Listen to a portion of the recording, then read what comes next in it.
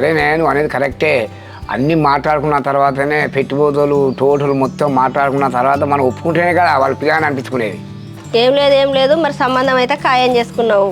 మరి మీ శిలతో నువ్వేం మాట్లాడతావో ఏమో. మరి నేనేమన్నా అంటే ఆడ నీ బదనం అవుతా. అరే నాకు తెలిసి రాదే, ఎన్ని చేసుకుంటూ వస్తలేను, ఎన్ని చూసుకుంటూ వస్తలేను. ఏందా మనం ఊరికే కట్నం అని చెప్పేసి అంటావు. నాన్న నువ్వు కట్నం గురించి వాళ్ళని ఏం అడగకే, వాళ్ళు ఏమి ఇస్తా అంటే దానికి ఓకే చెప్తాం. తెలిసిన అమ్మాయి మంచి అమ్మాయి వస్తుందని చెప్పి సంతోషపడాలి కానీ ఏమో కట్నం అని చెప్పేసి అంటావు ఏంది. అరే పెద్దోడా నీకు తెలియదు ఊకోరా. మనం ఏం అడగందే వాళ్ళు ఇస్తారా? మనం 5వ 10 అంటే 5 ఇస్తారా? అవి ఎవరు నేను తీసుకుంటానారా? అవి నీకేనా? వాళ్ళ గురించి తెలిసి కూడా మనం 5వ 10 అని చెప్పేసి ఎట్లా అడుగుతామే. మొన్న వర్షాలకు పండిన పంట మొత్తం అంతా పోయిందా, అప్పటికే ₹1,00,000 లాస్ అని చెప్పేసి నాతో చెప్పుకున్నాడు, బాధ పెడతాడు. అన్నీ తెలిసి మళ్ళీ కట్నం కావాలని చెప్పేసి అడిగితే ఎట్లుంటుంది? అప్పులు చేస్తారు, మళ్ళీ అప్పులు తీరడానికి మళ్ళీ అప్పులు వేయాలన్నా.